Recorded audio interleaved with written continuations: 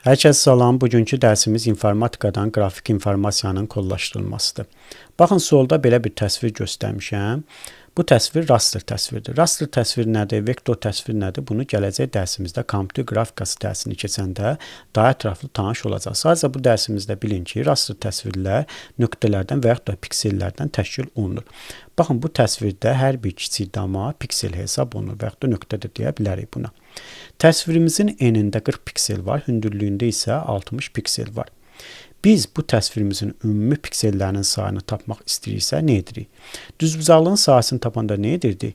Enin vururduq uzunluğuna, sayını tapmış olurduq. Eyni ilə burada da enində olan piksellərin sayını, hündürlükdə olan piksellərin sayına vurub, ümumi piksellərin sayını tapmış olarıq. Gəlin buradan qələmimizi asaq, highlighter eləyək və rəngini də qırmızı eləyək. Belə. Deməli, enimizdə 40 piksel var. Yazırıq bura 40. Hündürlükdə isə 60 piksel. Vururuq bunu 60-a, ümumi piksellərin sayını tapmış oluruq. Əgər istəsək bu təsvirimizin ümumi həzmini tapaq, onda nə edirik? Biz bilməliyik ki, burada bir pikselimiz yaddaşda nə qədər yer tutur. Hər bir piksel müəyyən bir rəngə malikdir təsvirdə və hər bir rəng yaddaşda müəyyən bir yer tutur. Tutaq ki, bizim bu təsvirimizdə 16 müxtəlif rəng salarından istifadə olunub. Yəni, rəng salarımız bərabərdir 16-ya. Biz əvvəlki dərsimizdə, yəni mətn tipli informasiyanın kodlaşdırılmasını keçəndə dedik ki, tutalım ki, bizim 64 müxtəlif simvolumuz var. Yəni, enimiz bərabərdir 64-ə. Burada bir simvolun həzmini tapmaq istəyiriksə, bu 64-ü gətirirdik 2-nin qüvvəti şəklində göstərdik, olurdu 2 üstü 6. Bu qüvvətdəki 6 bizə bir simvolun yaddaşda tutduğu yeri verirdi və bitlərlə ifadə olunurdu. Olurdu 6 bit. Eyni ilə həmən məntiq burada da işləyir. Bizim neçə müxtəlif rəng salarımız var təsvirimizdə? 16. Bunu 2-nin qüvvəti şəklində göstərsə 2 üstü 4 olacaq. Bax, bu qüvvətdəki 4 bizə bir pikselin yaddaşda tutduğu yeri verəcək. Və yaxud da buna rəng dərinliyi də deyə bilərik. Eni məlumdur bizə, hündürlüyü məlumdur, rəng dərinliyi də tapdıq. Yəni, bir pikselin yaddaşda tutduğu yeri tapdıq ki, 4 bit eləyir. Vururuq bunu da 4 bitə, bitlə ifadə olunur və ümumi həzmi tapmış oluruq. İndi gəlin bunu hesablayaq. 40-ı necə yaza bilərik? 2-nin üstü 3 vurulsun 5. Vurulsun 60-ı yaza bilərik. 2-nin deməli kvadratı vurulsun 5, vurulsun 3 şəklində yaza bilərik də. Bunu da vurarıq 4 bitə, yəni 2-nin kvadratına. Bitlə bunu tapaq. Gəlin byte-la tapaq. Bölərik bunu 2-nin üstü 3-ə. Bunlar ixtisar gedəcək. 5-i 5-ə vuranda 25, vuranda 3-ə 75.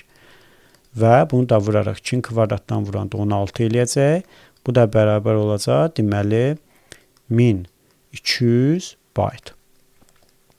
Deməli, bizim bu təsvirimizin ümumi həzmi 1200 byte eləyəcək.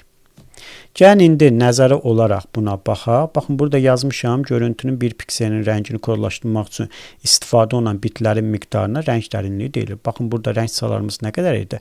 16.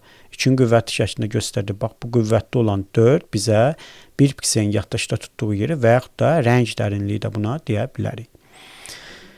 Rəsm proqramlarında və yaxud da qrafik redaktorlarda mümkün rənglər toplusu palitra adlanır. Baxın, burada rəng salarımıza palitra da deyə bilərik. Neçə müxtəlif rəng salarından istifadə olunub? 16. Yəni, palitramız bərabərdir 16-ya. Və yaxud da qrafik redaktorlarda, məsələn, Paint proqramında, Adobe Photoshop proqramında, orada deməli, müxtəlif rəng salarları görürsünüz, rəng tonları görürsünüz, onlar palitra adlanır. Baxın, burada yazmışam, qrafik məlumatların kodlaşdırılmasında da, mətn kodlaşdırılmasında tətbiq edilən əlifba yanaşması düsturundan istifadə olunur. Düstur belə idi, n bərabər 200-dür, yəni mətn tipli informasiyanın kodlaşdırılmasını keçəndə belə bir düstur yazmışdıq. Siz burada düsturları əzbərləməyin, əzbərləməyə ehtiyac yoxdur, sadəcə məntiqi başa düşün, onunla da məsələləri rahat həll edə biləcəksiniz. Burada düsturları yazıram ki, ola bilər ki, məsələni həll eləyəndə düsturlardan istifadə eləyəsiniz onun üçün. Amma burada heç bir şey əzbərləməyə ehtiyac yoxdur. Sadəcə məntiqin başa düşün. Deməli, biz mətn tipli informasiyanın kodlaşdırılmasında bu düsturdan istifadə edirdik. Deməli, bu eni biz palitra ilə, yəni rəng sarılarının sayı ilə əvəz eləsə, qarışıq düşməmək üçün P ilə əvəz eləsə və i-ni isə, yəni qüvvətli olan i-ni D ilə, yəni rəng dərinliyi ilə əvəz eləsə, P bərabər 2 üstü D olacaq. P burada palitrada olan maksimal rənglərin sayıdır. D isə bir pikselin yatışda tutduğu yeri, yəni rəng dərinliyini bildirir. Qrafik faylın həcmini tapmaq üçün dedi bizə nə məlum olmalıdır? Eni məlumdur, hündürlüyü məlum olmalıdır, bir də rəng dərinliyi. Rəng dərinliyini də tapdıq rəng salalarından və bununla da bir-birinə vurduq hamısının ümumi həcmini tapmış olduq. Deməli biz bildik ki, tutalım ki, bizim təsvirimizdə 2 rəng varsa, onu 2-nin qüvvəti şəklinə gətirib göstərəndə 2 üstü 1 eləyəcək. Bir pikselin yatışda tutduğu, yəni rəng dərinliyi olacaq 1 bit. Tutalım ki, təsvirimizdə 4 dənə rəngdən istifadə olunub. Onda deməli 1 pikselin yatışda tutduğu yer olacaq 2 bit. 16 rəngdirsə olacaq 4 bit. 256 rəngdirsə olacaq 8 bit. Baxın burada təsvirlər göstərmişəm. Fikir verin. Sağda birinci təsvirdə 16 müxtəlif rəng sıralarından istifadə olunub. Deməli buradan bilirik ki, 1 pikselin yatışda tutduğu yer, yəni rəng dərinliyi 4 bitdir. İkinci şəklimizdə 256 rəngdən istifadə olunub. Hər bir piksel yatışda 8 bit yer tutur. Üçüncü şəklimizdə isə 16.777.216 rəng sıralarından istifadə olunub. Yəni 2 üstü 24 qədər. Hər bir piksel yatışda 24 bit yer tutur. Fikir versəz burada birinci şəklimiz çox bulanıqlıdır, keyfiyyətsiz görsənir. Ortadakı ona nisbətən keyfiyyətlidir. Sonuncu isə hər ikisinə nisbətən keyfiyyətli görsənir. Buradan belə bir qənaətə gəlirik ki, birinci şəklimizdə 16 rəng çalarından baxın istifadə olunub, ikincidə isə 256 rəng. Rəng çalarları artdıqca, yəni piksellərin sayı artdıqca şəklin keyfiyyəti də yüksəlir və həmçinin həcmi də artır. Fikir verin, birinci şəkildə 16 rəng çalarından istifadə olunub, ikincidə 256. Rəng çaları, yəni piksellərin sayı artdıqca şəklin keyfiyyəti də yüksəlir və həcmi də yüksəlmiş olur. İndi isə gəlin baxaq rəng modellərinə. Baxın, burada rəng modellərini göstərmişəm. Birinci gəlir monokrom rəng modeli. 2 rəngdən istifadə olunur burada, ağ və qara.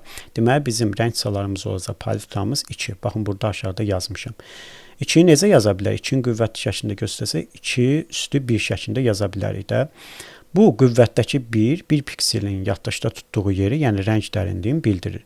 Deməli, buradan belə bir qənaətə gəlir ki, monokrom modeli ilə tətbiq olunmuş təsvirlərdə 1 pikselin yatışda tutduğu yer 1 bitdir. Sonra gəlir RGB modeli. Burada 3 rəngin qarşılığından istifadə olunur. Red, green, blue. Red ingiliscə qırmızı deməkdir. Yəni redin baş hərfidir burada ifadə olunub. Green yaşıldır, qı ilə ifadə olunub. Blue isə göydür, bu ilə ifadə olunub. Bu rənglərin hər birinin müxtəlif çalarları var. 256 müxtəlif çaları var. Baxın, burada qələmi açaq. Qırmızı rəngli eləyək. Belə. Redin də 256 rəng çaları var, tonları var. Ola bilər də qırmızının müxtəlif tonları ola bilər, açıq ola bilər, tünd ola bilər. Bu açıq-tünd arasında rəng çalarları dəyişə bilər. Deməli, dedik ki, redin, qırmızının 256 müxtəlif rəng çaları var. Həmçinin blue'nun da 256 müxtəlif rəng çaları var. Green'in də 256 rəng çaları var. Və bu rəng çalarlarını bir-birinə qarışdırmaqla, yəni 256 necə yaza bilərik? 2-ün üstü 8 şəklində yaza bilərik də. 2 üstü 8 vurulsun green'in 2 üstü 8-inə, bir də vurulsun blue'nun. Bunları bir-birinə vursaq, 2 üstü 24 qədər müxtəlif rəng çalarları almış olaraq. Yəni 16.777.216 qədər maksimum rəng ala bilərik. Bu rəngləri bir-birinə qarışdırsaq. Və buradan belə qənaətə gəlir ki, bu 24 1 pikselin yatışda tutduğu yerdə, deməli, RGB modeli ilə tətbiq olunmuş təsvirlərdə 1 pikselin yatışda tutduğu yer 24 bit olacaq. Yəni, məsələlərdə verə bilərlər də sizdə RGB modelində təsvir olunub, onda rəng dərinliyi, yəni 1 pikselin yatışda tutduğu yeri tapmaq istəsəz, biləsiniz ki, RGB modelində 24 bit eləyir. Sonra gəlir SMK modeli. SMK modelində isə 4 rəngdən istifadə olunur. C siyandır. Baxın burada yazıram. Siyan. M magentadır. Magenta. Buna sırğa çiçəyi də deyirlər. Siyan göyümtül rəngdədir. Bu da deyirlər buna. Sonra bir də gəlir yellow, sarı. Yellow. Və sonuncu K-dır, black-dir. Black sözünün sonuncu hərfidir. Bax, bura yazıram. Black. Black sözünün sonuncu hərfidir. Niyə burada K yazıblar, B yazmayıblar? Bax, RGB-nin blue'da olan bu hərfi ilə qarışıq düşməməsi üçün burada sonuncu hərfi ifadə eləyiblər. Elə burada SMY modeli, yəni SMY rəngləri RGB-nin daxilindədir. Baxın, burada red ilə green-i bir-birinə qarışdırsaq, sarı rəng, yəni yellow alınacaq. Red ilə blue-nu bir-birinə qarışdırsaq, baxın, kəsişmə nöqtəsi bu eləyir. Magentanı bizə verəcək. Green ilə blue-nu qarışdırsaq, baxın, kəsişmə nöqtəsi buradır. Bizə siyanı verəcək. Həmçinin SMK modelində də hər bir rəngin özünün 256 rəng sıraları var. Yəni yellow-nun da, magentanın da, siyanın da, qaranın da. Bunları bir-birinə vursaq, 232 qədər rəng almış olarıq. Bax, bu qüvvətdəki 32 bizə 1 pikselin yatışda tutduğu yer verir. Onda belə bir qənaətə gəlir ki, SMK modeli ilə təsvir olunmuş təsvirlərdə 1 pikselin yatışda tutduğu yer 32 bit eləyəcək. İndi deyə bilərsiniz ki, RGB modeli, SMK modeli harada istifadə olunur? RGB modeli internetdə gördüyünüz, telefonda istifadə etdiyiniz təsvirlər, yaratdığınız saytlar, müxtəlif təsvirlər böyük əksəriyyəti, böyük hissəsi RGB modelində olan rənglərdən istifadə olunub. SMK modeli isə belə deyək, çap işlərində istifadə olunur. Məsəl üçün printerlərdə olur da, boçkalar olur, belə boçkalar. Orada deməli birinci boçkada siyandır, yəni göyümtül rəngdə, magenta bu boçkada olan rəngdir. Tutam ki, bu yellowdur, bu K-dır, blackdir. Bunların qarşılığından o printer bu rənglərdən istifadə edərək çap edir. Yəni SMK-da çap işlərində istifadə olunan modeldir. Gəlin indi keçək digər slaydımıza. Baxın, dedik ki, red ilə green-i qarışdıranda, yəni redin, qırmızının üzərinə green gələndə, yaşılı bizə nəyi verəcək? Baxın, bunların kəsişdiyi nöqtəni, yəni sarını verəcək, yellow-nu. Sonra, əgər red ilə blue-nu qarışdırsaq, yəni qırmızının üzərinə gəlsək, göyü bizə nəyi verəcək? Bax, bu kəsişdiyi nöqtəni, magentanı. Buna sırğa çiçəyi də deyirlər. Əgər green ilə blue-nu qarışdırsaq, yəni yaşılın üzərinə gəlsək, göyü bizə nəyi verəcək? Bax, bunların kəsişdiyi nöqtəni, siyanı. Göyümtül rəngi. Fikir verdiniz. Bir də dedik ki, hər bir rəngin özünün 256 müxtəlif rəng çalarları var. Düzdür? Qrafik redaktorlarda, məsəl üçün Paint proqramında və yaxud da Photoshopda və yaxud da saytlarda siz sayt yaradarkən də bu RGB modelinin kodlarından istifadə edirsiniz. Məsələn, Paint proqramında da RGB modelinin parametrlərindən istifadə edərək, kodlarından istifadə edərək o parametrlərdə həmən kodları daxil edərək müxtəlif rənglər ala bilərsiniz. Misal üçün, Paint proqramında R-in, Green-in və Blue-nun kodları olur da.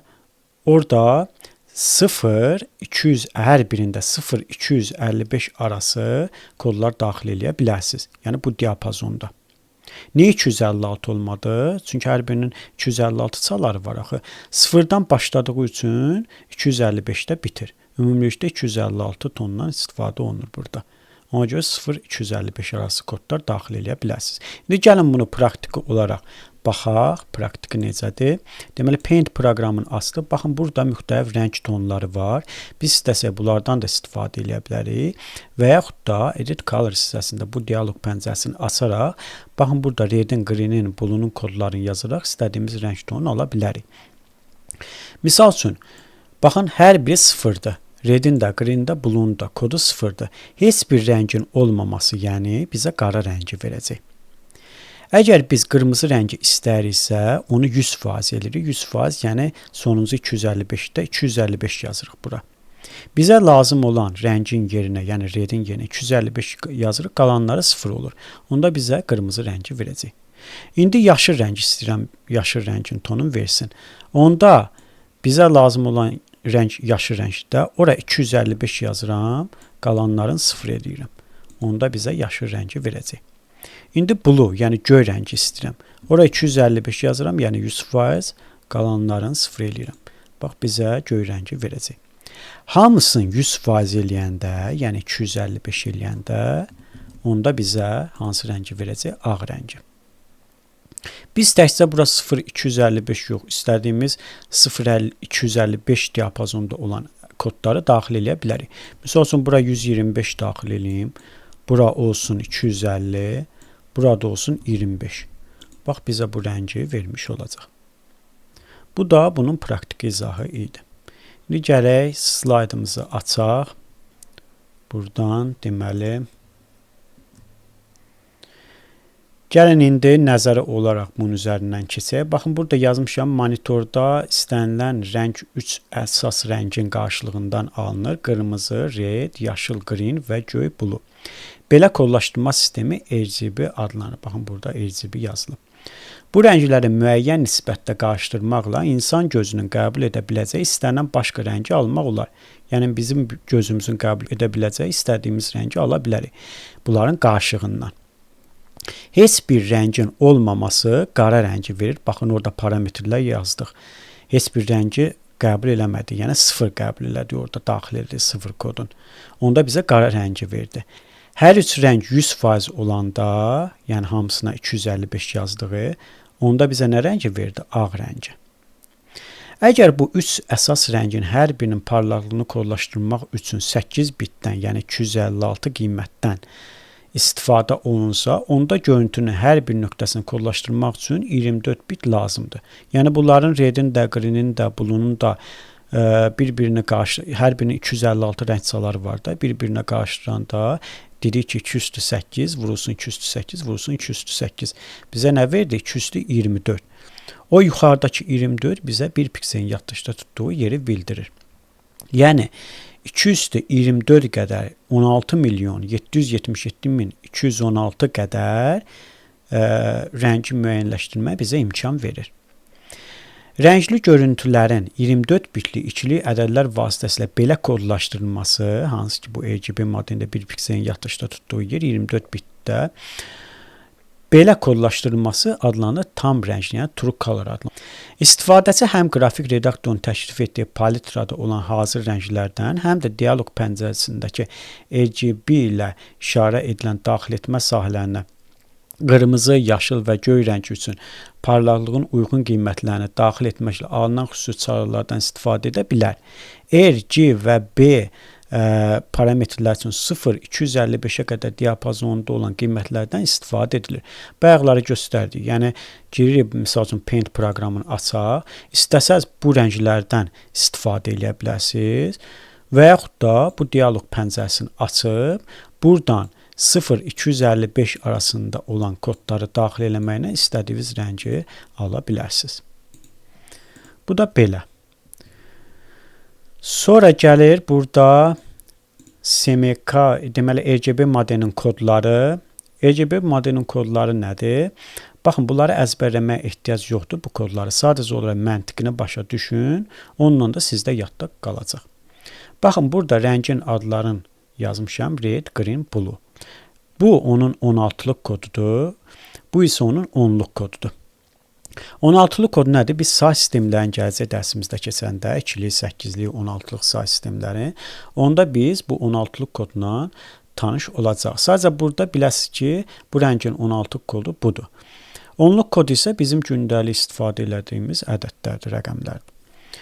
Baxın, burada redin 10-luq kodu bu şəkildədir. Bu necə əmələ gəlib? Ardıcıllıq belədir də. Baxın, buradan açaq qələmi, deməli, qırmızı rəngdə eləyək. Birinci gəlir red. R, yəni sonra green gəlir, sonra blue. Düzdür, ardıcıllıq belədir. Bizə lazım olan rəng nədir? Hansı rəngi tapmaq istəyirik? R-də, qırmızını. Düzdür? Onda bizə lazım olan rəngin yerinə 100% yazırıq, yəni 255. Qalanlarına 0 yazırıq. Greenə də, blue'a da 0 yazırıq. Alırıq redin kodunu, onluq kodunu. Greenin kodunu istəyiriksə, green ortadadır da, yazırıq 255, blue ilə redə 0 atırıq. Bu da olur greenin kodu. Bayaq Paint proqramında göstərdik onu. Blue'nun kodunu almaq istəyiriksə, blue gəlir 3-cüdə. Qalanlarına 0 yazırıq, blue'a yazırıq 255. Bu da olur blue'nun kodu. 16'lıq kodunu necə tapırıq? 255'in yerinə yazırıq FF. Bax, burada 255'də, düzdür. Bura FF yazırıq. Qalanları olur 0. Bu da olur onun 16'lıq kodu. Baxın, burada green'də 255 ortadadır da. Bura FF yazırıq. Qalanları olur 0. Bu da olur green'in 16'lıq kodu. Burada da həmçinin blue'da da yazırıq bura FF. Qalanları olur 0. Bu da olur blue'nun 16'lıq kodu. Bu 10'luq kodudur. Bu isə onun 16'lıq kodudur. Yenə deyirəm, bunları əzbərləməyə ehtiyac yoxdur. Sadəcə məntiqin başa düşün. Daha rahat şəkildə yadda qalacaq sizdə. İndi keçək deməli SMK modelinə. Elə bu SMK modelində də siyandır, yellowdur, magentadır, elə RGB modelinin daxilindədir, tərkibindədir. Baxın, burada kəsişməsindən alınırdı. Red ilə greenin kəsişməsi bizə yellow'nu verirdi. Sonra deməli red ilə blue'nun kəsişməsi bizə magentanı verirdi. Sonra green ilə blue'nun kəsişməsi bizə nəyə verirdi? Siyanı vermiş olurdu. Və yellow'nun da, magentanın da, siyanın da, black'ın da hər birinin rəng tonu, rəng çalarları 256 idi. 256'ını da necə yazırdı? 208 şəklində. 4 dənə rəngdə vururduq onları bir-birinə. Neçə eləyirdi? 232. Deməli, bu rənglər bir-birinə qarışdırsa 232 qədər müxtəlif rəng çalarları maksimum olaraq əldə edə bilərik.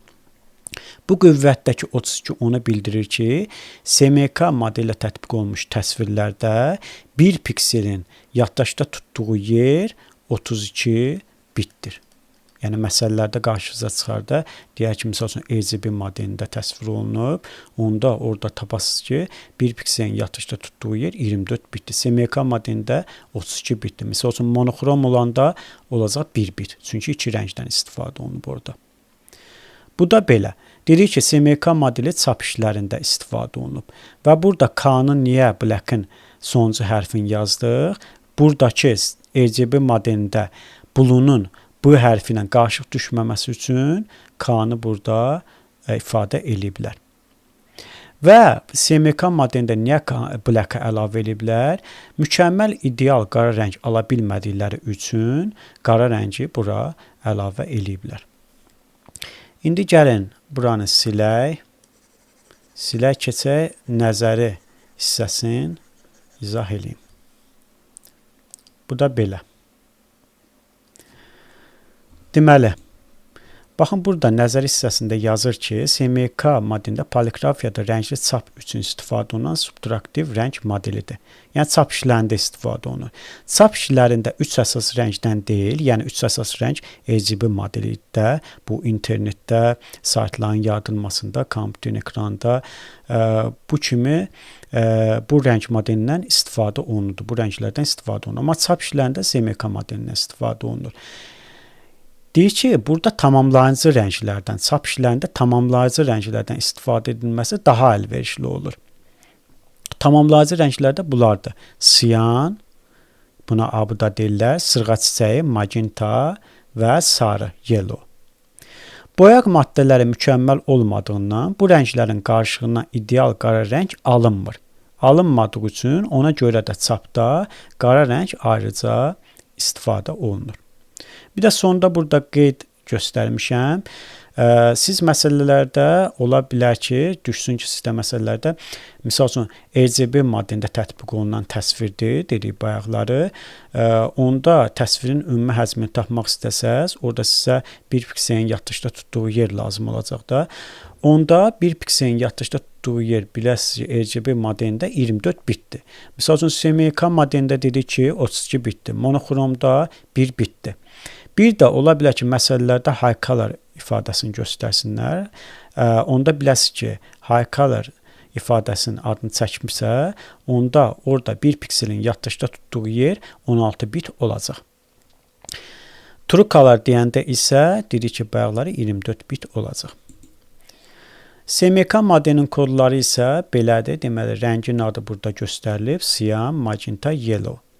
16-lıq kodu bu şəkildədir, 10-luq kodu da bu şəkildə. SMYK-nın ardıcıllığı da necə idi?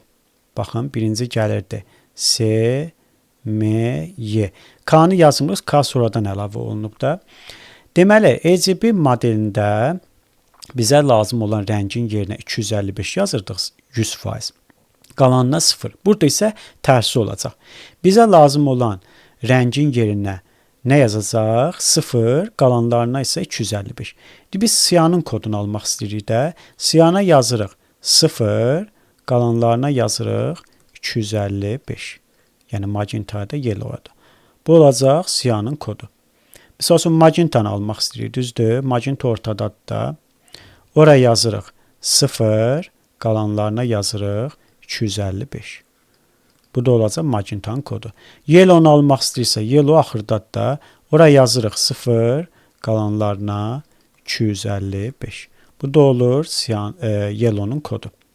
16-lıq kod da nə dedi? 255-dən yerinə yazırıq FF. Baxın, əzbərləmişsiniz. Çox rahatdır.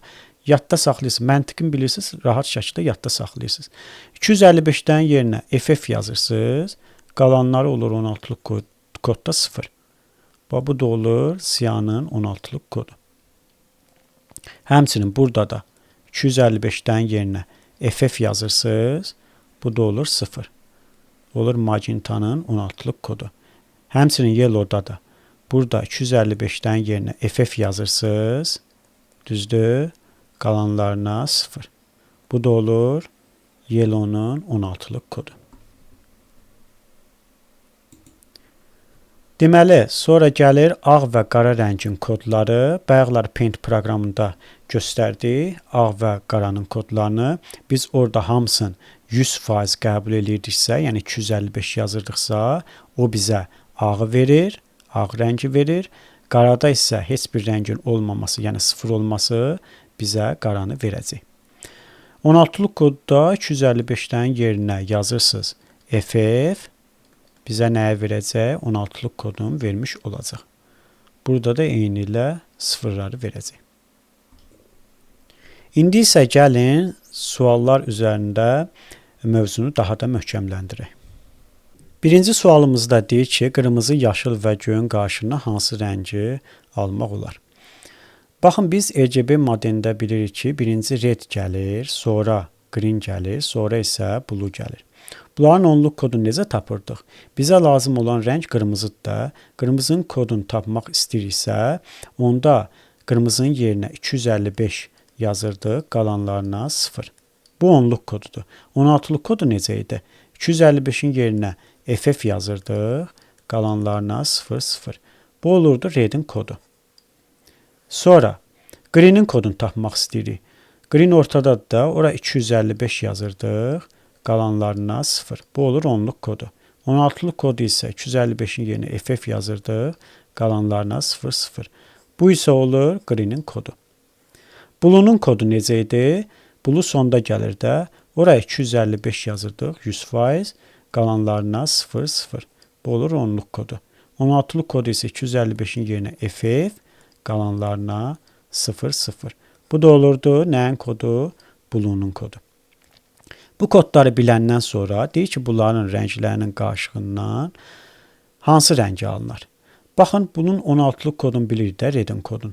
Yazırıq bura FF 0000. Üzərinə gəlirik greenin kodun. Greenin kodu da belədir, 16-lıq kodu. 00FF00. Bunun da kodun üzərinə gəlirik 0000FF və bunları alt-alta toplayırıq. Bu eləyir F, bu da F, bu da F, həmçinin bu da, bunlar da. Bizə hansı kodu verdi? Hamısının 100% olması, 255 olması bizə A-nın kodunu verir. Cavab da olacaq bu. Keçək ikinci sualımıza. İkinci sualımızda deyir ki, ağdan qırmızına çıxanda hansı kod alınacaq?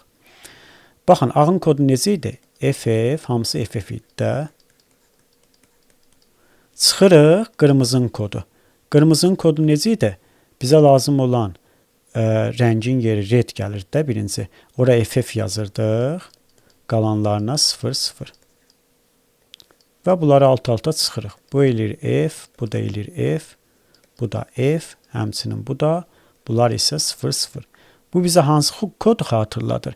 Baxın, SMYK-da SMY yazırdı da, düzdür. RGB-yə nisbətən bu tərsinə idi. Bizə lazım olan rəngin yerinə 0 yazırdıq, qalanlarına 255 yazırdıq. İndi burada birincidə 0-dır da, düzdür. Bu bizə siyanı xatırladı. Siyanda necə idi? 00 yazırdıq, qalanlarına 255. Düzdür.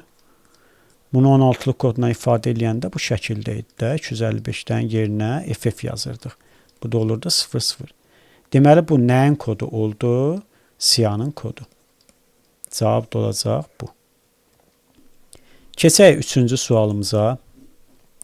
Üçüncü sualımızda deyir ki, 128 rəng çalarına malik sistem ilə hazırlanmış təsvirin bir pikseli yaddaşda nə qədər yer tutar? Baxın, bizə rəng çalarını verib. Rəng çaları nə qədərdir? 128. Bunu 2-nin qüvvəti şəklində göstərsək, 2 üstü 7 eləcək. Bax, bu qüvvətdəki 7 bizə bir pikselin yaddaşda tutduğu yeri verir. Yəni, rəng dərinliyin. Deməli, rəng dərinliyimiz oldu 7 bit. Burada da bizdən soruşur ki, bir piksel yaddaşda nə qədər yer tutur? Deyəcəksiniz 7 bit. Cavab da olacaq bu. Keçək dördüncü sualımıza. Burada deyir ki, hər pikseli yaddaşda 8 bit yer tutan təsvirin hazırlanması zamanı istifadə edilən rəng çalarında ən çox neçə rəng ola bilər?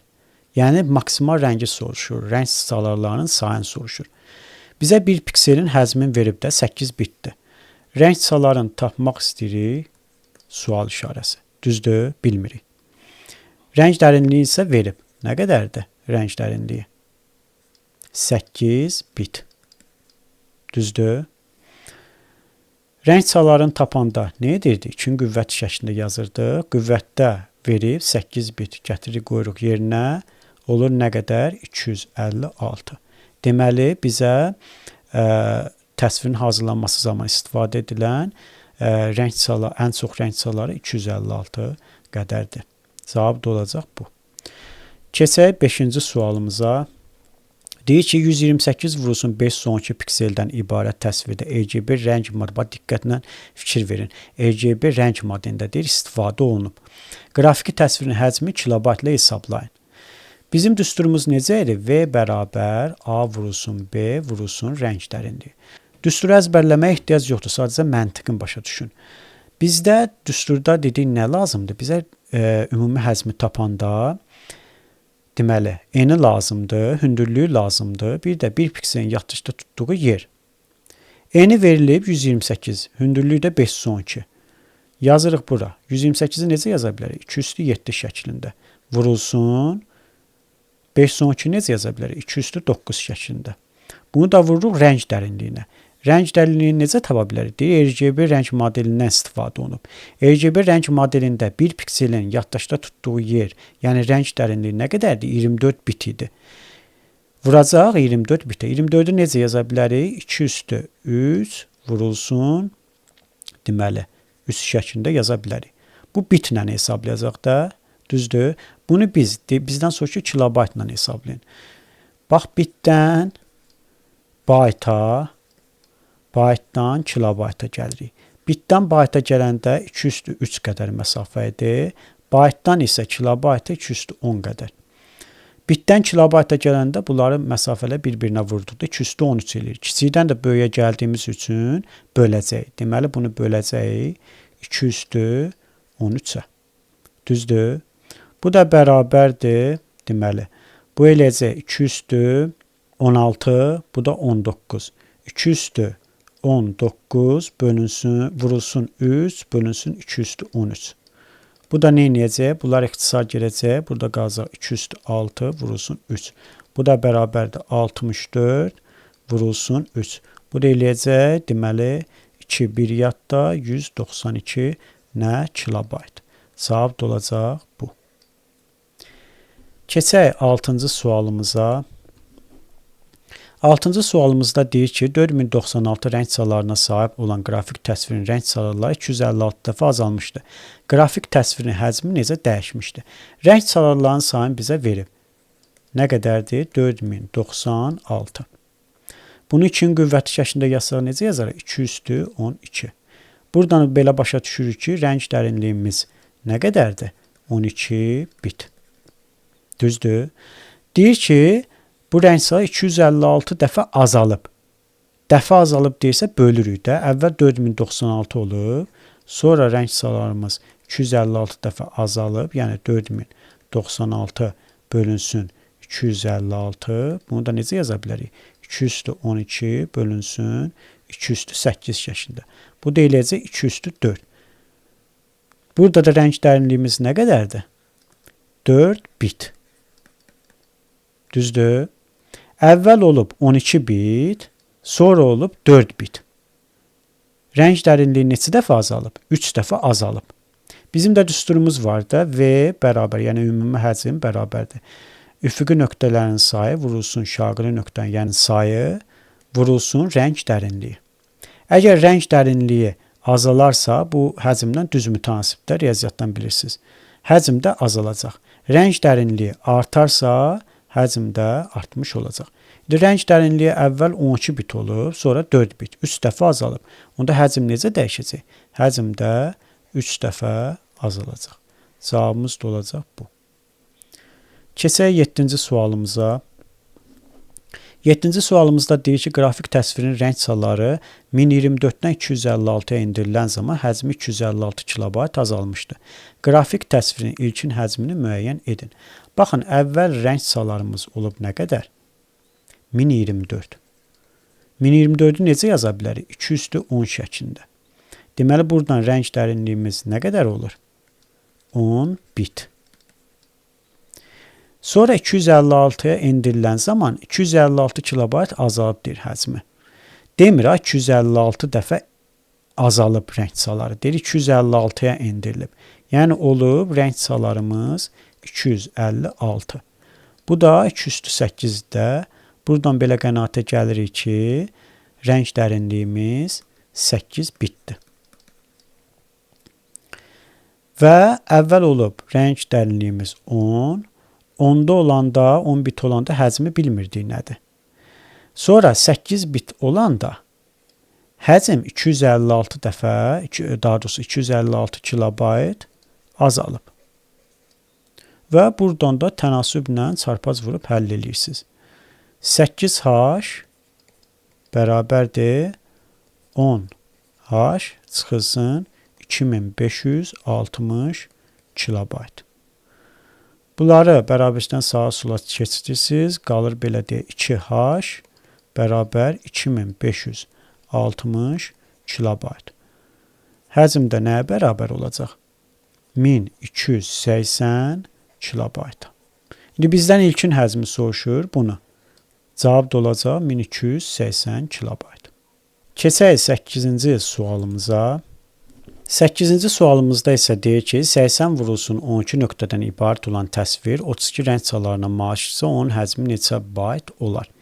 Baxın, bizə enində olan və hündürlüyündə olan piksellərin sayını verib, bir də rəng çalarını verib. Düsturumuz necə idi? V bərabər A vurulsun B vurulsun rəng dərinliyi. A, B bizə məlumdur, dərinliyi isə bilmirik. Sual işarəsi. Rəng çalarından tapa bilərik də dərinliyi. Rəng çalarımız nə qədərdir? 32. Bunu 2-nin qüvvəti şəklində yazsaq belə olacaq. Bu qüvvətdəki 5 bizə rəng dərinliyini verir. Olacaq 5 bit. Düzdür? Sonra yerlərinə qoyuruq. A neçədir? 80. Vururuq bunu 12-yə, bunu da vururuq 5 bitə. Və hesablayırıq. 80 necə yaza bilərik? 2-nin üstü 4 vurulsun 5 şəklində, 12-yi də yaza bilərik. 2-nin kvadratı vurulsun 3, vurulsun 5 bit. Biz bunu bayta çevirmiş olsaq, böləcəyik 2 üstü 3-ə. Bu 2 üstü 3 ilə bu 4 ixtisar getdi, burada qaldı 1. Deməli, bərabər olacaq bu da. 2-nin üstü 1 vurulsun, 2-nin kvadratı eləcə 2 üstü 3, o da 8. Vurulsun, 5 vurulsun, 3 vurulsun, 5, o da eləcə 75. Bu da bərabər 8-i 5-ə vuranda 40, 0 yazırıq 4 yadda, 8, 7, 56, o da 4, 600. 600 nə? Byte. Cavab da olacaq bu. Keçək 9-cu sualımıza. 9-cu sualda deyir ki, Unicode standartı ilə kodlaşdırılmış mətn yaddaşda yer tutur. 16 səhifəli, hər səhifədə 16 sətir, hər sətirdə 32 simvol olan sənəd var. Məlumat redakt edilərək sonuncu səhifədəki mətn yarım səhifə azaldıldı və həmin səhifəyə 128 vurulsun 256 nöqtəli monoxrom təsvir əlavə olundu. Məlumatın yaddaşda tutduğu ümumi həcm necə dəyişir? Baxın, 16 səhifəli bir məlumatdır. Onun bir səhifəsi bu şəkildədir. 16 ilə bir sətir var burada. 16 dənə sətir var. Hər sətirdə 32 simvol var. Bax, burada da, burada da, burada da 32 simvol var. Ümumi simvolların sayını tapmaq istəyirsə nə edirik? 16-nı vururuq 32-yə. Ümumi simvolların sayını tapırıq. Və belə deyək, onu da vuranda 16 səhifəyə ümumi sənədin sayını tapacaq. Gəlin bunun bir səhifəsinin həcmini tapaq. Vurarıq 1-ə, düzdür. Unicode standartı ilə kodlaşdırdığı üçün 2 bayta vurarıq. Mətn tipli informasiya kodlaşdırmasını keçəndə izah eləmişdik. 2 bayt ilə Unicode standartında. Bu da bərabər olacaq neçəyə? 16 necə yaza bilərik? 2 üstü 4 şəklində. Bunu vurarıq 2 üstü 5-ə, 32-yə, yəni bunu da vurarıq 2 bayta. Bu da bərabər olacaq, deməli bu eləcə 2 üstü 10. Bunu da kilobayta çevirəndə, çevirsə kilobayta 2 üstü 10-a böləcək. Bu da bərabər olacaq 1 kilobayt. Deməli bizim bir səhifəmizin həcmi 1 kilobayta bərabərdir. Bunu tapdıq. Deyir ki, sonuncu səhifə yarım səhifə azaldıldı. Yəni sonuncu səhifəmiz necə idi? Burada 1 kilobayt idi. Düzdür. Bu deyir yarım saat səhifə azaldıldı. Onda bura düşdü 0.5 kilobaytda. Bura isə mətn yoxdur. Bura bir dənə monoxrom təsvirli bir şəkil təsvir əlavə elədilər. Baxın, monoxrom təsvirin belə deyək, ümumi həcmini tapmaq üçün də necə tapırıq? Eni verilib, hündürlüyü verilib. Rəng dərinliyində birlikdə monoxromda 1 bit eləyir. Düsturumuz necə idi? V bərabər A vurulsun B vurulsun rəng dərinliyi. O da bərabərdir. 128-i 2 üstü 7 şəklində yazsaq, 256-nı 2 üstü 8 şəklində vurulsun bu da 1 bitə. Çünki monoxrom deyir təsvirdir. Bu da eləcə neçə? 2 üstü 15. Bunu da kilobayta gətirsə 2 üstü 13-ə böləcək. Bu da eləcə 2-nin kvadratı. Buradan da 4 kilobayt almış olarıq. Deməli bura 4 kilobaytlıq bir monoxrom təsvir əlavə olunub. Və ümumilikdə bu səhifənin, sonuncu səhifənin həcmi nə qədər olub? 4.5 kilobayt. Əvvəl nə qədər idi? 1 kilobayt idi. Sonra nə qədər oldu? 4.5 kilobayt. Həcm necə dəyişdi? Həcm 3.5 kilobayt artdı. Cavab da olacaq bu. Keçək 10-cu sualımıza. 10-cu sualımızda deyir ki, 256 vurulsun 1024 nöqtədən ibarət olan təsvir 16 rəng çalarına malikdirsə, onun həcmini kilobaytlı hesablayın. Eni verib, hündürlüyü verib, rəng çalarlarından da rəng dərinliyini taparaq ümumi həcmi kilobaytla hesablaya bilərik. V bərabər dedik ki, A vurulsun, B vurulsun rəng dərinliyidir. A-nı verib bizə neçədir? 256. Onu necə yaza bilərik? 2 üstü 8 şəklində. Vurulsun. 1024-ü necə yaza bilərik? 2 üstü 10 şəklində. Rəng dərinliyini bilmirik. Rəng çalarımız nə qədərdir? 16. Bu da bərabərdir 2 üstü 4-ə. Bu 4 bit bizə rəng dərinliyi verir. Vurur bunu da 4-ə, yəni 2-nin kvadratına bitlə tapılacaq da, amma bizdən kilobaytla istəyir. Neyəcək? Bunu da böləcək 2 üstü 13-ə. Bu da bərabərdir, bu elədir 2 üstü 20 bölünsün 2 üstü 13. Bu da eləyəcək 2 üstü 7. 2 üstü 7-də nəyə bərabərdir? 128 kilobayt. Cavab da olacaq bu. Keçək 11-ci sualımıza. 11-ci sualda deyir ki, qrafik təsvirin çevrilməsi prosesində rənglərin sayı 65536-dan 16-ya qədər azalmışdı. Demir 16 dəfə azaldılmışdı. 16-ya qədər azalmışdı. Yəni 16 olub. Qrafik failin həcmi neçə dəfə azalmışdı? Baxın, rəng çalarımız əvvəl olub 65536, yəni bu da nəyə bərabərdir? 2 üstü 16-ya.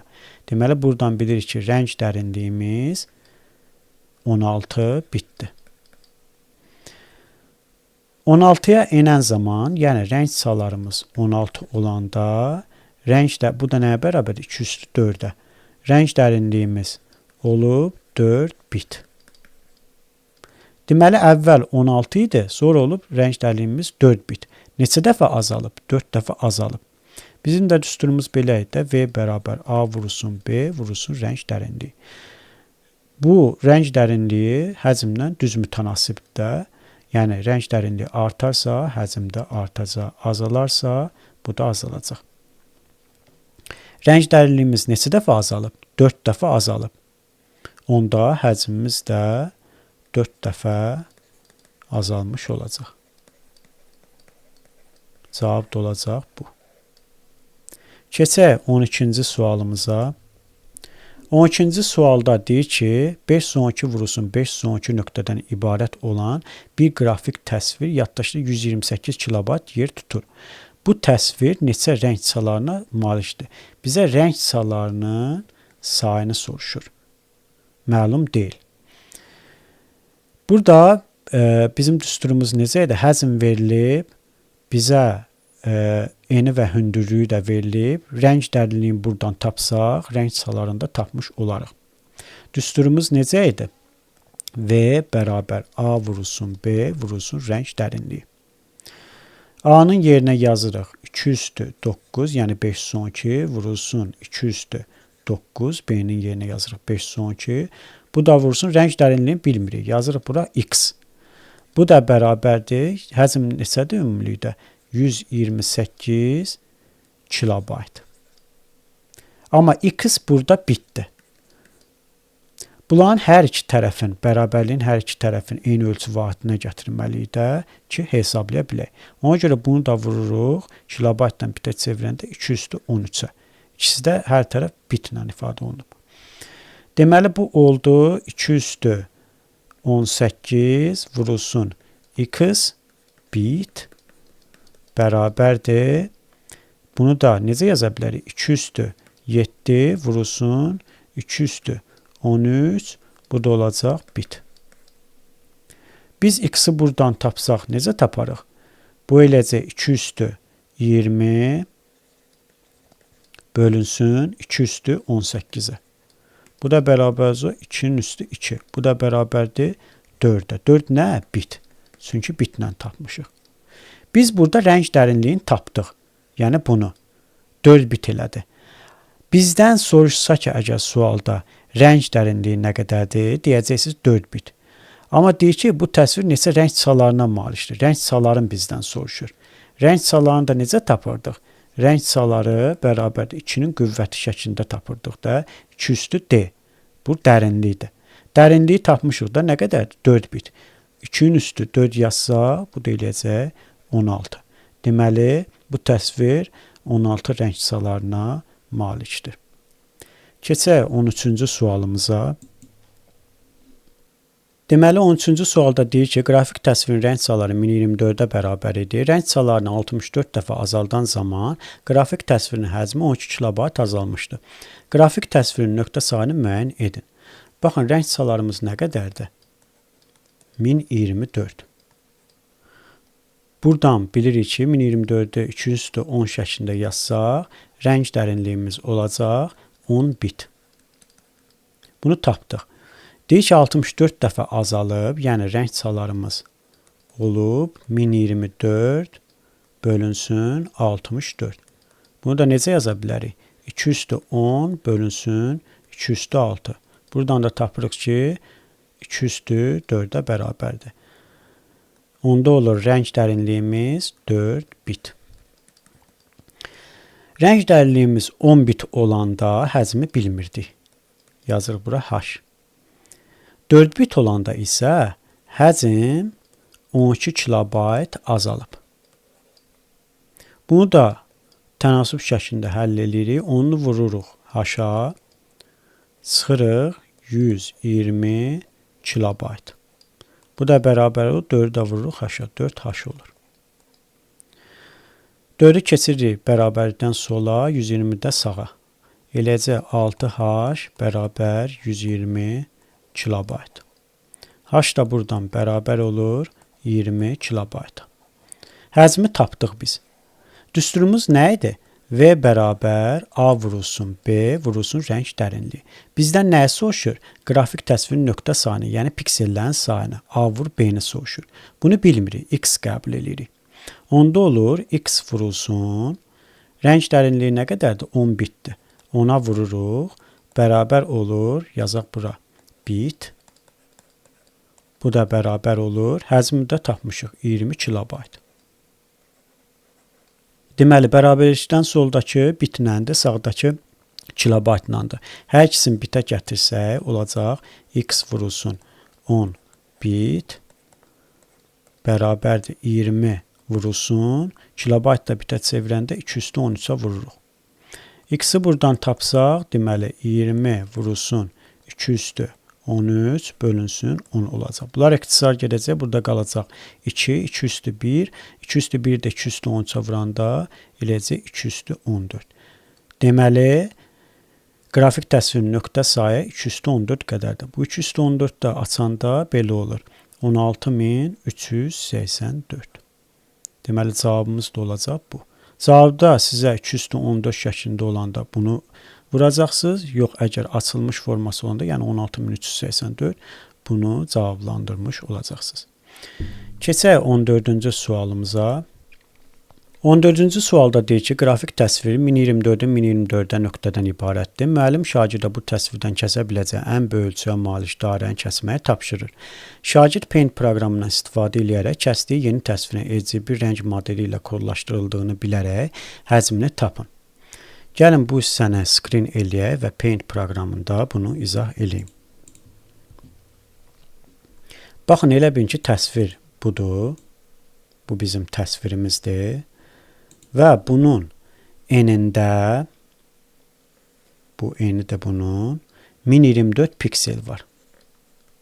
1024 nöqtə var. Hündürlüyündə də 1024 nöqtə var. Və müəllim şagirdə bu təsvirdən, həmən bu təsvirdən kəsə biləcək ən böyük ölçüyə malik dairəni kəsməyi tapşırır. Yəni şagird götürür bu təsvir ki, yoxdur. Bundan kəsir, dairə şəkli əmələ gətirir. Bax, kəsir buradan, dairə əmələ gətirir həmən bu şəkildən. Dairə şəklində kəsir onu. Elə başa düşün ki, bu hissələr yoxdur, dairə əmələ gəlib, kəsib bu hissələri.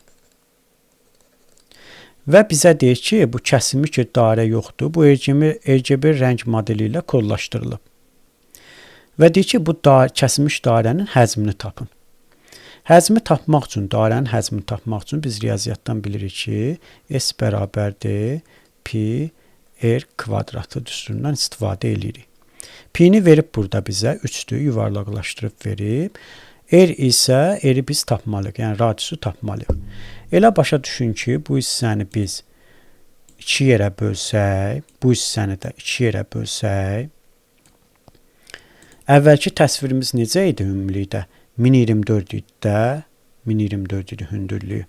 2 yerə bölsək, bura düşəcək 512, burada düşəcək 512. Bura 512-dirsə, onda bu hissə də 512 olacaq da, burada 512 olacaq. Bu da bunun dairənin radiusudur. Buradan biz biləcəyik ki, dairənin radiusu 512-yə bərabərdir. Radiusu tapdıqsa, gətiririk, qoyuruq burada yerinə, düsturda yerinə. Pini verib bizə 3-dür. Vurulsun, radius da 512-dir. 512 necə yaza bilərik? 2 üstü 9 şəklində. Vurulsun, 2 üstü 9, çünki kvadratı deyil. Bunu da vur, hansı rəng modelindədir? RGB rəng modelində. Vururuq bunu da 24 biti. 24 biti necə yaza bilərik? 2 üstü 3 vurulsun 3 şəklində. Bu da bərabərdir, bit olur da bu. Yazırıq bura bit. Bax, yazaq bura bit. Bərabərdir. Deməli, 2 üstü 9, 2 üstü 9, 18, bu da 21 olur. 2 üstü 21 vurulsun. 3'ü də 3'ə vuranda 9. Bit. Bunu biz megabaytla tapsaq, böləcək bunu 2 üstü 23'ə. Bunlar ixtisar gedəcək. Burada qalacaq nə? 9 bölünsün 4. 9 da 4'ə böləndə eləyəcək, deməli 2,25 megabayt. Cavab da olacaq bu. Sonra keçək digər sualımıza. Deməli 14-cü sualı izah elədik, 15-ci sualı. 15-ci sualda deyir ki, qrafik təsvirin rəng çaları 256-dan 64-ə endirilən zaman həcmi 128 kilobayt azalmışdır. Qrafik təsvirin ilkin həcmini müəyyən edin. Baxın, əvvəl rəng çalarımız nə qədər olub? Olub, deməli 256. Buradan da biz 256 necə yaza bilərik? Yaza bilərik 2 üstü 8 şəklində. Rəng dərinliyimiz nə qədər olacaq? Olacaq 8 bit. Deyir ki, 256-dan 64-ə endirilib. Demir, 64 dəfə azalıb, 64-ə endirilib. Yəni, rəng çaları olub 64. Bunu da necə yaza bilərik? 2 üstü 6 şəklində.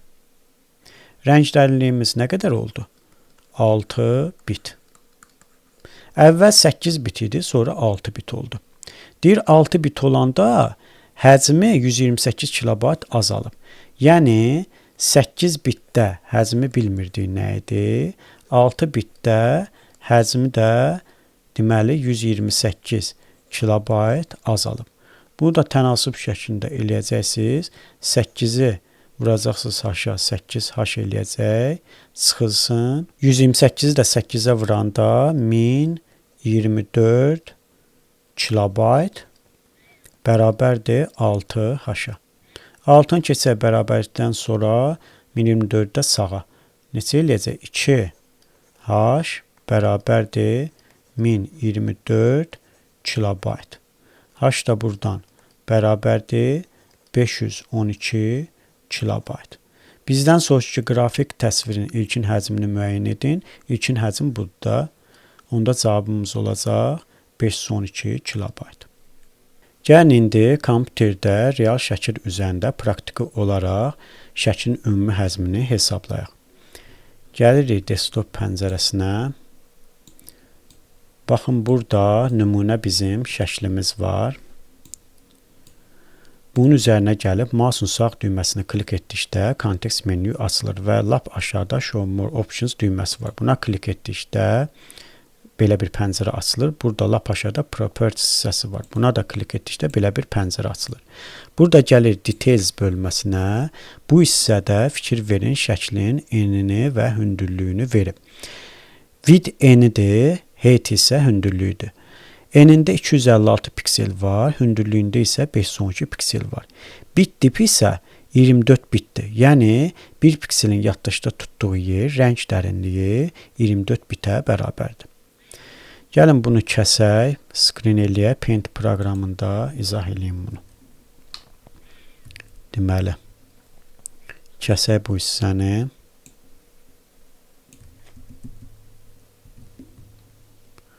Və başlayaq izahımıza. Baxın, şəklimizdə eni nə qədərdir? 256 pikseldir. Bizim düsturumuz nə idi? V bərabər A vurulsun B vurulsun rəng dərinliyi. Yenə deyirəm, düsturu əzbərləməyə ehtiyac yoxdur. Sadəcə məntiqin başa düşün kifayət eləyir. Yəni bilirik ki, şəklin enini hündürlüyünə vurub, bir də onu rəng dərinliyinə vurub, ümumi həzmi tapmış oluruq. Enin verib bizə 256 pikseldir. 256 necə yaza bilərik? 2 üstü 8 şəklində. Vurulsun hündürlüyünə 5 son 2-dir. Vururuq bunu da 2 üstü 9-a. Bir də vururuq bunu rəng dərinliyinə. Rəng dərinliyi nə qədərdir? 24 bit. 24 biti necə yaza bilərik? 2 üstü 3 vurulsun 3 şəklində yaza bilərik. Bit olacaq. Biz bunu kilobaytla tapmaq istəsək, onda necə eləyəcək? 2 üstü 8, 2 üstü 9, 2 üstü 17, bu da 2 üstü 3. Necə eləyəcək? 2 üstü 20. Yəni 2 üstü 20 vurulsun 3 bölünsün bitdən kilobayta gələndə 2 üstü 13-ə böləcək. Bu da bərabərdir. Bunlar ixtisar gedəcək, yuxarıda qalacaq. 2 üstü 7 vurulsun 3. Bu da bərabərdir. 2 üstü 7 nədir? 128 eləyir. Vururuq bunu 3-ə, bu da bərabərdir. 3-ü 8-ə vuranda 24 eləyəcək. 4 yazırıq 2 yadda. 2 üçün 6 odur 2.